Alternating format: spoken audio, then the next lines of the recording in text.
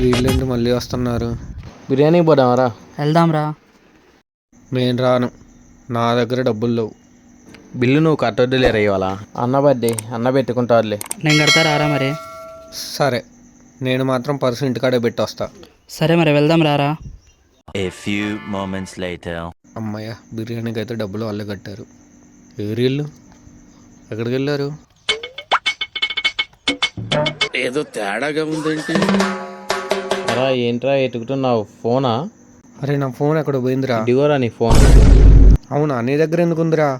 PhonePe చేయాలంటే phone కావాలంట కదా, అందుకే నీ ఫోన్ తీసుకొని చేసాం.